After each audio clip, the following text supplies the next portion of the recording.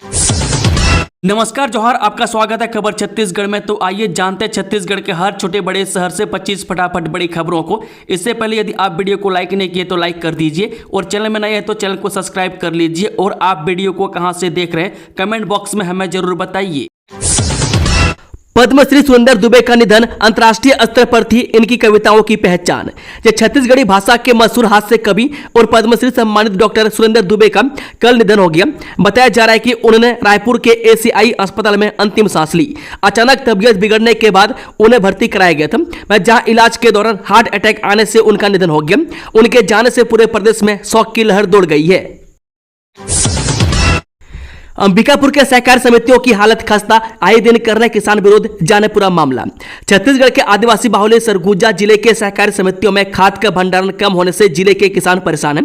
किसानों को खाद नहीं मिलने से किसान कहीं चक्का जाम तो कहीं आंदोलन कर रहे हैं। वे पिछले 2 दिनों से जिले के सेदम, बटवाही और अब लुंड्रा सहकारी समिति में खाद की कमी को लेकर किसान रैली निकालकर अपना विरोध जता रहे हैं। मैं किसानों को डीएपी खाद क्यों नहीं मिल पा रहा, इसका जवाब जिला प्रशासन के अधिकारी देने से बच रहे हैं। वह दूसरी ओर कांग्रेस इसे सरकार की लापरवाही और किसानों के साथ ऐन वक्त में धोखा देने का आरोप लगा रही है। दरअसल बारिश के साथ जिले के किसान इन दिनों खेती किसानी के काम में जुट गए, लेकिन सहकारी समितियों में डीएपी खाद की कमी से किसान काफी परेशान है। किसानों की माने तो अगर समय से डीएपी खाद नहीं मिला तो इसका असर धान की पैदावार पर पड़ेगा। वहीं खुली बाजार में डीएपी की कीमत बहुत ज्यादा है, जिससे गरीब किसान इसे नहीं ले सकते। बहरहाल जिले के लुंड्रा के बटवाही स्थित सहकारी समिति में भी किसानों का हाल बेहाल हो चुका है। लगभग 900 किसान पंजीकृत है और औसतन एक किसान को 10 बोरी डीएपी खाद की आवश्यकता है, लेकिन सहकारी समिति बटवाही में अब तक 700 बोरी ही डीएपी खाद का भंडारण हो सका है। अब 2 पहिया वाहन को भी देना होगा टोल टैक्स, 15 जुलाई से लागू होगा सिस्टम। जानिए क्या है नए नियम की सच्चाई। जी हां, 2025 जून गुरुवार को एक खबर ने सभी 2 पहिया वाहन चालकों को चौंका दिया। इसमें कहा गया कि केंद्र सरकार की तरफ से 2 पहिया वाहन चलाने वालों के लिए एक नया आदेश जारी किया है। आदेश के अनुसार 15 जुलाई 2025 से 2 व्हीलर पर भी टोल टैक्स लगेगा। इससे करोड़ों बाइक चालक के झटका लगा, क्योंकि इससे पहले 2 पहिया वाहनों से टोल टैक्स नहीं वसूला जाता था। ऐसा इसलिए होता था क्योंकि जब नया 2 पहिया वाहन खरीदा जाता है तब उसके पंजीकरण के समय ही टोल टैक्स की राशि एक मुश्त वसूल ली जाती थी। लेकिन अब मीडिया रिपोर्ट्स के अनुसार नए नियम के हिसाब से सभी 2 पहिया वाहनों को फास्टैग के जरिए टोल देना होगा। वहीं इस नियम का उल्लंघन करने पर 2000 रुपये जुर्माना देना होगा। सरकार ने इस बारे में कोई स्पष्टीकरण जारी नहीं किया। वहीं कुछ रिपोर्ट्स में सूत्रों के हवाले से कहा गया कि एनएचएआई के सूत्रों ने मीडिया में चल रही इन खबरों पर कहा है कि 2 व्हीलर पर फास्टैग के जरिए टोल टैक्स की ये सभी खबरें गलत हैं। एनएचएआई ने बाइक से टोल टैक्स वसूली को लेकर किसी तरह का कोई आदेश नहीं दिया है। मंदिर जजों और विधायकों के निवास के पास खुली सरकारी अंग्रेजी शराब दुकान, लोगों ने किया विरोध। जो अंबिकापुर के हृदय स्थल के रूप में पहचाना जाने वाला गांधी चौक में जिला प्रशासन ने प्रीमियम अंग्रेजी शराब दुकान का शोरूम खोला गया। मैं इस शोरूम में बड़े शहरों के तर्ज पर अंग्रेजी शराब को सजाकर बेचा जा रहा है। मैं शोरूम खुलते ही शराब प्रेमियों की भीड़ भी देखी जा सकती है, लेकिन इस बीच इस प्रीमियम अंग्रेजी शराब के दुकान के स्थान को लेकर लोग अब दबी जुबान से विरोध करने लगे। दरअसल शराब दुकान से महज 50 मीटर की दूरी पर एक शक्तिपीठ सहित 3 मंदिर के साथ 3 बड़े कॉलेज और न्यायाधीशों का बंगला है और अहिंसा के पुजारी, इतिहास में शराब का सबसे बड़े विरोधी महात्मा गांधी की प्रतिमा है। नारायणपुर में फिर सुरक्षा बल और नक्सली आमने सामने, सुरक्षा बलों ने मार गिराई 2 महिला नक्सली। छत्तीसगढ़ के नारायणपुर जिले में सुरक्षा बलों और नक्सलियों के बीच मुठभेड़ जारी है। पुलिस अधिकारियों ने गुरुवार को जानकारी देते हुए बताया कि नक्सलियों के साथ मुठभेड़ जिले के अबूझमाड़ इलाके में चल रहा है। मुठभेड़ में अब तक सुरक्षा बलों ने 2 महिला नक्सलियों को मार गिराया और हथियार और बारूद बरामद कर लिया। अधिकारियों ने बताया कि माओवादियों के माड़ डिवीजन के नक्सलियों के होने की सूचना पर नारायणपुर और कोंडागांव जिले के जिला रिजर्व गार्ड यानी कि डीआरजी और एसटीएफ के संयुक्त दल को नक्सल विरोधी अभियान में रवाना किया गया था। मुठभेड़ के बाद घटना स्थल से नक्सलियों के शव, एक इंसास राइफल, एक 315 राइफल और अन्य सामान बरामद किया गया है।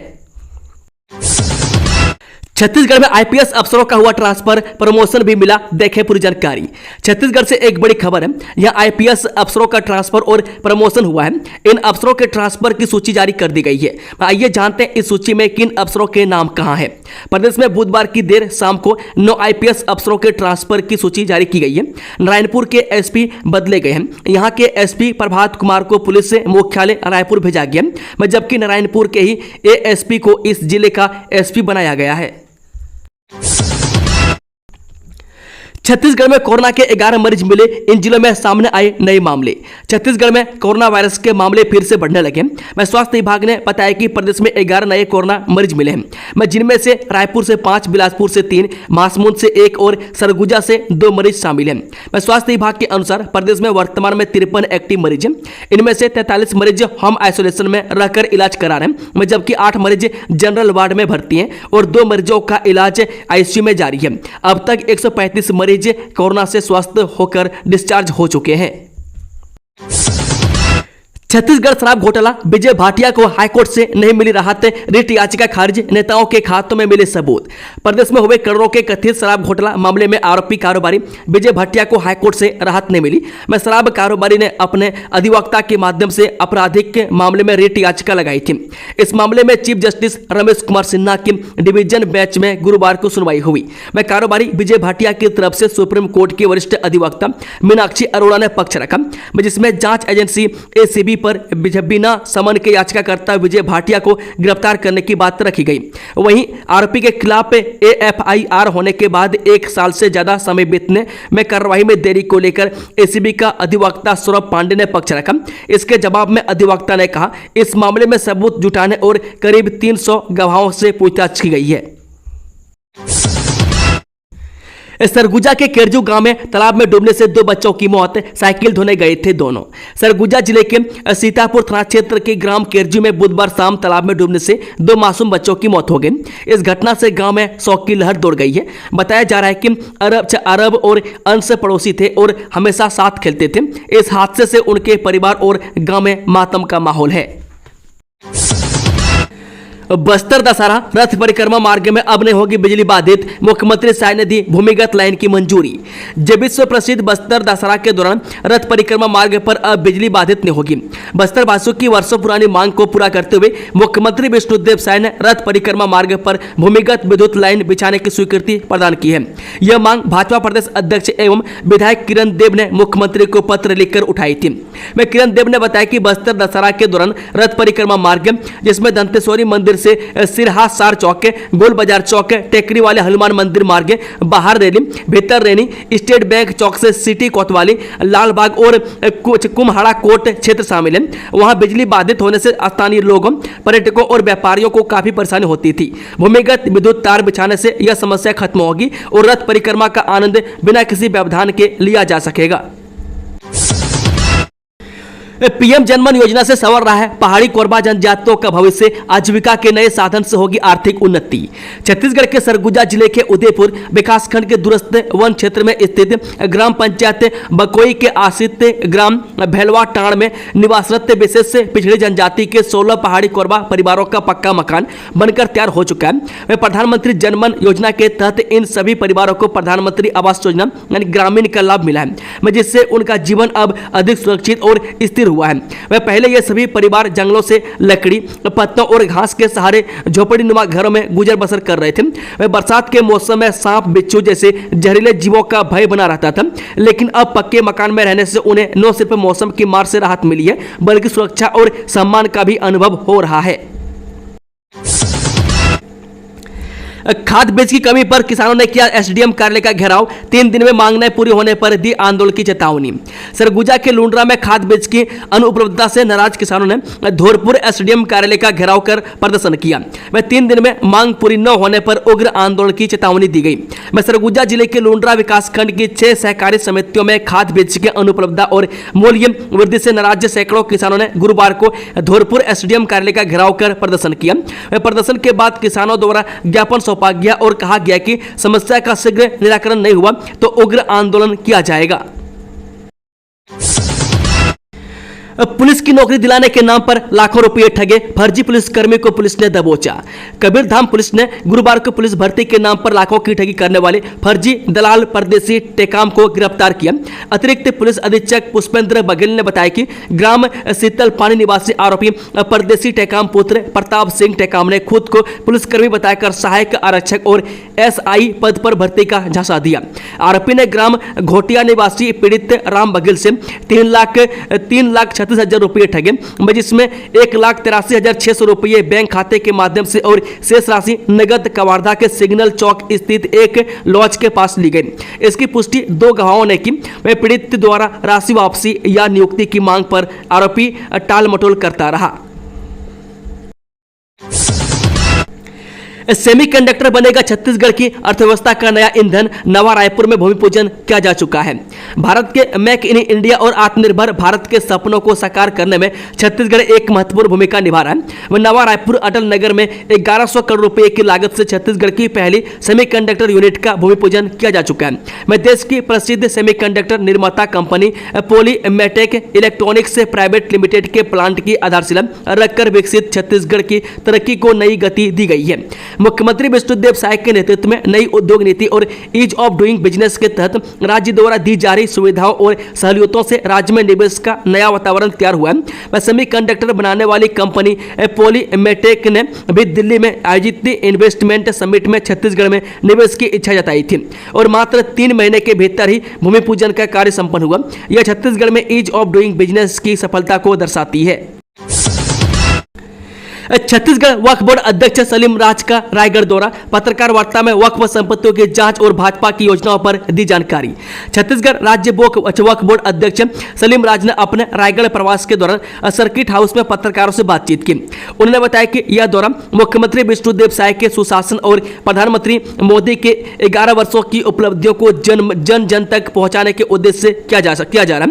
इस दौरान उन्होंने केंद्र सरकार को मुस्लिम समाज के लिए चलाई जा रही योजनाओं की भी जानकारी दी। सलीम राज ने कहा कि राज्य में वक्फ बोर्ड की 57 से 23 संपत्तियां दर्ज हैं, जिनमें से कई पर अवैध कब्जा और बिक्री की शिकायतें मिली हैं। रायगढ़ जिले में भी कुछ ऐसी शिकायतें सामने आई है जिनकी जांच की जा रही है। उन्होंने स्पष्ट किया कि यदि जांच में अनियमितताएं सिद्ध होती है तो संबंधित लोगों के खिलाफ प्राथमिकी दर्ज कर सख्त कार्रवाई की जाएगी। रायगढ़ में बड़ी चोरी, बुटीक से 40 लाख की नकदी और जेवरात ले उड़े चोर। ये चोरों का आतंक थमने का नाम नहीं ले रहा है। वह कोतवाली थाना क्षेत्र के कोतरा रोड स्थित सोनिया नगर में एक और बड़ी चोरी की वारदात सामने आई है। इस बार चोरों ने एक के बुटीक को निशाना बनाते हुए लाखों का सामान पार कर दिया। वही घटना कोतरा रोड स्थित सोनिया नगर की है, जहां मंगलवार की रात अज्ञात चोरों ने अतिथि बुटीक में धावा बोल दिया। वह चोरी की इस वारदात में चोर बुटीक से नकदी और जेवरात समेत 40 लाख रुपए से अधिक का माल लेकर फरार हो गए। वह चोरी उस वक्त हुई जब बुटीक के संचालक अपने पूरे परिवार के साथ शहर से बाहर गए हुए थे। भगवान खुद कराते हैं लगान वसूली, देवभोग के ऐतिहासिक जगन्नाथ मंदिर की अनोखी परंपरा। छत्तीसगढ़ के गरियाबंद जिले के देवभोग में एक अनोखा मंदिर है जहां भगवान जगन्नाथ स्वयं लगान वसूली कराते हैं। यह परंपरा 124 साल पुरानी है, जो आज भी उसी श्रद्धा और भक्ति के साथ निभाई जा रही है। इस मंदिर का सीधा संबंध पुरी के जगन्नाथ मंदिर से है और इसकी परंपराएं भी उतनी ही रोचक और ऐतिहासिक है। बता दें कि हर साल फसल कटाई के बाद गांव-गांव घूमकर झोली में अनाज वसूलते हैं पुजारी और चाकर। यह कोई साधारण वसूली नहीं बल्कि भगवान जगन्नाथ के आदेश पर होती है। वह ग्रामीण अपने हिस्से का अनाज लगान के रूप में मंदिर को अर्पित करते हैं। इसी अनाज से मंदिर का संचालन होता है और भगवान को भोग लगाया जाता है। गूगल पे, फोन पे या पेटीएम से पटा सकेंगे ई चालान, नहीं भरने पर हो सकती है वाहन जब्ती और लाइसेंस निलंबन। जिले में यातायात नियमों का उल्लंघन करने वालों के लिए अब लापरवाही महंगी साबित हो सकती है। बस समय पर ई चालान का भुगतान नहीं करने वालों के खिलाफ प्रकरण सीधे कोर्ट और आरटीओ को हस्तांतरित किए जा रहे हैं। ऐसी स्थिति में वाहन जब्ती और लाइसेंस निलंबन जैसी कठोर कार्रवाई की जा रही है। इसी क्रम में ट्रैफिक विभाग ने ई चालान का भुगतान ऑनलाइन माध्यम से करने के लिए एक आसान प्रक्रिया भी जारी की है। पैसे नहीं दिए तो लड़की उठा लेंगे। पूर्व विधायक शैलेश पांडे को अपहरण की धमकी, बदमाशों ने 20 लाख रुपये मांगी फिरौती। जब बिलासपुर के पूर्व विधायक शैलेश पांडे को एक अज्ञात कॉलर ने फोन कर गंभीर धमकी दी है। मैं कॉलर ने 20 लाख रुपए की फिरौती मांगी है और नहीं देने पर पूर्व विधायक की परिचित की बेटी का अपहरण करने की धमकी दी। यह कॉल शैलेश पांडे की पत्नी रितु पांडे के मोबाइल पर आया था। मामले की शिकायत सकरी थाने में दर्ज कराई गई है। जहां पुलिस ने केस दर्ज कर जांच शुरू कर दी है। डिप्टी रेंजर समेत 4 वन कर्मियों से मारपीट करने वाले 6 ग्रामीण गिरफ्तार। जी हां, बालोद जिले में पुलिस ने बड़ी कार्रवाई करते हुए कार्य का निरीक्षण करने गए डिप्टी रेंजर, वनपाल और वन कर्मियों से मारपीट करने के मामले में 6 ग्रामीणों को गिरफ्तार किया। वहीं बतला दें कि 2 दिन पूर्व डोंडी परिक्षेत्र अंतर्गत ग्राम पेवारी में वन विभाग द्वारा शासन की महत्वाकांक्षी योजनाओं के तहत भूजल स्तर को बढ़ाने मजदूरों से बनवाए जा रहे वहां टैंक वन विभाग के अधिकारी कर्मचारी निरीक्षण करने गए थे। जहां गांव के 50 से 60 अतिक्रमणकारियों ने उन पर लाठी डंडों से हमला कर दिया। डिप्टी रेंजर समेत 4 कर्मी घायल कर दिए। अपनी जान बचाकर भागे। घायलों का सामुदायिक स्वास्थ्य केंद्र डोंडी में इलाज कराकर नामजद और अन्य आरोपियों के खिलाफ थाने में रिपोर्ट दर्ज कराया गया था। मुंडा गांव जंगल कटाई का विरोध करने पहुंची लेलूंगा विधायक के विद्यापति सिद्धार्थ गिरफ्तार। पूर्व मंत्री सत्यानंद राठिया समेत 100 नेता हिरासत में। रायगढ़ जिले से इस वक्त की बड़ी खबर सामने आ रही है। तमनार के मुंडा गांव जंगल कटाई रोकने पहुंची लेलूंगा विधायक विद्यावती सिद्धार्थ को पुलिस ने गिरफ्तार कर लिया। साथ ही पूर्व मंत्री सत्यानंद राठिया समेत 100 नेता हिरासत में हैं। बता दें कि तमनार तहसील के ग्राम पंचायत असराई टोला के आश्रित ग्राम मुंडा गांव में अदानी समूह द्वारा जंगल कटाई शुरू होने की खबर ने स्थानीय स्तर पर हलचल मचा दी है। इस घटनाक्रम की खास बात यह है कि यह कटाई उस समय शुरू हुई जब एक दिन पहले ही छत्तीसगढ़ के वित्त मंत्री ओपी चौधरी ने तमनार में एक पेड़ मां के नाम अभियान के तहत पर्यावरण संरक्षण का संदेश दिया था। तरोद गांव में डायरिया का कहर, 50 से ज्यादा बीमार, 3 मौतों से हड़कंप, स्वास्थ्य विभाग ने लगाया शिविर। जिले के तरोद गांव में डायरिया का प्रकोप थमने का नाम नहीं ले रहा है। बीते एक हफ्ते से दूषित पानी की वजह से गांव में बीमारों की संख्या 50 के पार पहुंच गई है। उल्टी दस्त की शिकायत के साथ अस्पताल में भर्ती हो रहे मरीजों में बच्चे, युवा और बुजुर्ग सभी शामिल है। वहीं इस दौरान 3 लोगों की मौत ने ग्रामीणों में दहशत का माहौल पैदा कर दिया।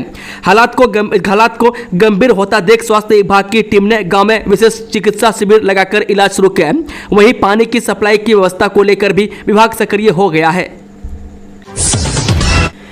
छत्तीसगढ़ी फिल्म अवार्ड्स का आयोजन, एक मंच पर लगेगा सितारों का मेला। जी, छत्तीसगढ़ की ऊर्जाधानी कोरबा में पहली बार हंसदेव छत्तीसगढ़ी सिनेमा अवार्ड का आयोजन होने जा रहा है, जिसकी तैयारी अंतिम चरण में है। यह रंगारंग समारोह 28 को शाम 6 बजे कोरबा के ट्रांसपोर्ट नगर स्थित इंदिरा गांधी स्टेडियम के राजीव गांधी ऑडिटोरियम में आयोजित होगा, जिसमें छत्तीसगढ़ी सिनेमा के बड़े कलाकार एक मंच पर मौजूद रहेंगे। बता दें कि इस समारोह के आयोजक एक्टर डायरेक्टर दीपक आदित्य ने बताया कि इस समारोह में छत्तीसगढ़ी फिल्म इंडस्ट्री के सितारों को अवार्ड दिया जाएगा। स्थानीय लोक कलाकारों को सम्मानित भी किया जाएगा। यह आयोजन छत्तीसगढ़ी फिल्म इंडस्ट्री एसोसिएशन के अध्यक्ष, प्रसिद्ध अभिनेता और गायक योगेश अग्रवाल, नीरा वर्मा और गजेंद्र श्रीवास्तव के संरक्षण में होने जा रहा है। हमारे परिवार ने झेला है आपातकाल का दंश, कुवारों को भी पकड़कर की गई थी नसबंदी, सीएम साय। यह तत्कालीन प्रधानमंत्री इंदिरा गांधी के द्वारा देश भर में लगाए गए आपातकाल की 50वीं वर्षगांठ के मौके पर देश भर में भाजपा ने इस दिन को संविधान हत्या दिवस के तौर पर मनाया। छत्तीसगढ़ की राजधानी रायपुर के दीनदयाल उपाध्याय ऑडिटोरियम में संगोष्ठी हुई, जिसमें मुख्यमंत्री विष्णुदेव साय और विधानसभा अध्यक्ष डॉक्टर रमन सिंह समेत मंत्रिमंडल के सदस्य, बुद्धिजीवी, स्कूली बच्चे, पत्रकार और सामाजिक संगठनों से जुड़े लोग शामिल हुए।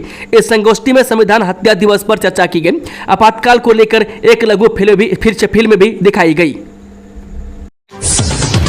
उप मंत्रिमंडलीय समिति की धान खरीदी पर हुई चर्चा, समर्थन मूल्य पर उपार्जन का बना नया रिकॉर्ड।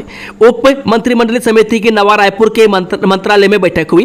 बैठक में जानकारी दी गई कि खरीफ विपणन वर्ष 2024-25 में किसानों से समर्थन मूल्य पर 149,25,000 मीट्रिक टन धान का उपार्जन किया गया, जो राज्य गठन के पश्चात अब तक का सर्वाधिक आंकड़ा है।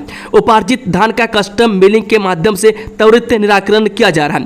खाद्य मंत्री दयालदास बघेल की अध्यक्षता में मंत्रिमंडलीय उप समिति की बैठक महानदी भवन मंत्रालय नवा रायपुर अटल नगर में आयोजित की गई। बैठक में कृषि मंत्री रामविचार नेता, सहकारिता मंत्री केदार कश्यप, वित्त मंत्री ओपी चौधरी, स्वास्थ्य मंत्री श्याम बिहारी जायसवाल एवं राजस्व मंत्री टंकराम वर्मा उपस्थित थे। बैठक में धान खरीदी सहित अलग अलग कोटा में उठाव सहित अन्य मुद्दों में चर्चा हुई। नान की पूर्व डिप्टी एजीएम के मकान में चोरों ने बोला धावा, लाखों के सोना चांदी के आभूषण उड़ा ले गए चोर, संदिग्ध सीसीटीवी में कैद। जे एक बड़ी चोरी वारदात सामने आई है। वह गांधीनगर थाना क्षेत्र स्थित कोणार्क रेजिडेंट में चोरों ने सुने मकान को निशाना बनाते हुए लाखों के जेवरात पर हाथ साफ कर दिया। वह चोरी की यह घटना पूर्व नान डिप्टी एजीएम ललिता बावरा के घर में घटी। वह जहां चोरों ने घर का ताला तोड़कर करीब 15 से 20 लाख रुपये मूल्य के सोना चांदी के आभूषण चुरा लिए। जानकारी के अनुसार पीड़ित परिवार बीते दिनों पैतृक गांव लुड़ेका गया हुआ था। इसी दौरान चोरों ने मकान को खाली पाकर बाहर के दरवाजे का ताला तोड़ा और घर में घुस गए। उन्होंने अलमारियों को खंगालकर सोने चांदी के कीमती आभूषण समेट लिए और मौके से फरार हो गए। पुलिस से जांच में जुटी हुई है। जिस कार्यक्रम में शामिल हुए उसका ही नाम भूल गए खाद्य मंत्री दयालदास बघेल। लोगों से पूछा 50 साल पहले क्या हुआ था, वीडियो हो रहा वायरल। आपातकाल की 50वीं वर्षी को भाजपा संविधान का काला दिवस के रूप में मना रही है।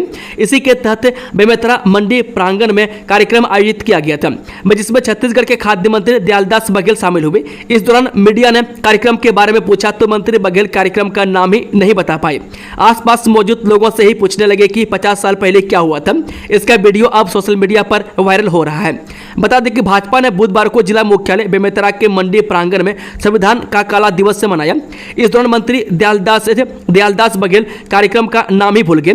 इसे लेकर अब उनकी किरकिरी हो रही है। इस मौके पर मंत्री दयालदास बघेल ने व्हाइट बोर्ड में आपातकाल को लेकर भी ठीक से नहीं लिख पाई। मैं कार्यक्रम में सजा विधानसभा के विधायक ईश्वर साहू, विधायक दीपेश साहू भी मौजूद थे। सीएम साय करेंगे नौकार ज्वेलर्स का उद्घाटन। अब राजधानी में भी मिलेगा मुंबई और राजस्थान की आकर्षक ज्वेलरी। प्रदेशवासियों के लिए एक खास खुशखबरी। रायपुर के मालवीय रोड कोतवाली चौक स्थित नौकार ज्वेलर्स का भव्य 2 दिवसीय शुभारंभ 27 और 28 जून को होने जा रहा है, जिसकी शुरुआत आज 27 जून को सीएम विष्णुदेव साय द्वारा उद्घाटन करने के साथ होगी। यहाँ नया शोरूम में ग्राहकों को मुंबई और राजस्थान के आकर्षक और ट्रेंडिंग डिजाइनों में सोने, चांदी और डायमंड की ज्वेलरी के साथ डायमंड पॉलिकिन, एंटीक बैंगल से जेम स्टोन से 18 कैरेट इटालियन ज्वेलरी और मेंस कलेक्शन की एक्सक्लूसिव रेंज का बेहतरीन कलेक्शन उपलब्ध कराया जाएगा। मूसलाधार बारिश से थाने और घरों में भरा पानी, वीडियो हुआ वायरल। प्रशासन ने रात में ही अवैध कब्जा हटाकर नालियों की कराई सफाई, लोगों को मिली राहत। जिले में बीते रात हुई मूसलाधार बारिश से लोगों के घरों से लेकर थाने तक पानी घुस गया। वह कोतवाली थाने में भरा पानी सुबह तक नहीं निकल पाया, जिससे लोगों को परेशानी का सामना करना पड़ रहा है। वहीं प्रशासन ने रात में ही नाले से अवैध कब्जा हटाया और नालियों की सफाई की, तब घरों में भरे पानी की निकासी होने से लोगों को राहत मिली। 200 दूर है आदिवासी गांव में, नो सड़क, नो बिजली, नो पानी, नो आंगनबाड़ी और नो ही स्वास्थ्य सुविधा। ग्रामीण कई बार गुहार चुके पर अब तक कोई सुनवाई नहीं।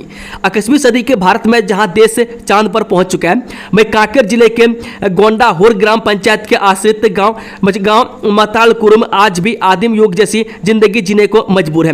विकास के हर दावे को झुठलाता यह गाँव आज भी सड़क, बिजली, पीने के साफ पानी और स्वास्थ्य जैसी बुनियादी सुविधाओं से वंचित है। मैं करीब 150 की आबादी वाले इस गांव में 25 घर हैं और सभी ग्रामीण आदिवासी हैं। लेकिन आजादी के 75 साल बीत जाने के बाद भी यहां न तो बिजली पहुंची, न पक्की सड़क और न ही पीने के स्वच्छ पानी की सुविधा है। मैं गांव के लोग आज भी झिरिया के प्रदूषित पानी को पीने को मजबूर हैं, जिससे अक्सर बच्चे और ग्रामीण बीमार पड़ते हैं। गुटखा बनाने वाली फैक्ट्री में जीएसटी का छापा, जांच जारी। छत्तीसगढ़ में लगातार स्टेट जीएसटी की कार्रवाई जारी है। मैं देर रात स्टेट जीएसटी की टीम ने सितार गुटखा बनाने वाली फैक्ट्री में दबिश दी। इस फैक्ट्री में बड़ी मात्रा में सितार गुटखा बनाने के सामान मिले। मैं जानकारी के मुताबिक यह फैक्ट्री राजनांदगांव और दुर्ग के बीच जलबांधा रोड के पास जोरातराई और अंजोरा के पास गनियारी में है, मैं जहां अभी भी टीम की जांच जारी है। यह कार्रवाई राज्य में अवैध गुटखा बनाने और बेचने की शिकायतें मिलने पर और कमिश्नर पुष्पेंद्र मीना के निर्देश पर स्टेट जीएसटी की टीम ने की। दोस्तों, खबरों का सिलसिला समाप्त होता है। अगर जानकारी पसंद आई तो वीडियो को लाइक, शेयर, चैनल को सब्सक्राइब जरूर कर लें और कमेंट बॉक्स में कमेंट करके बताएं कि आप न्यूज़ को छत्तीसगढ़ के किस कोने में बैठकर देख रहे हैं। Thank you, all the best, जोहार छत्तीसगढ़ वासियों।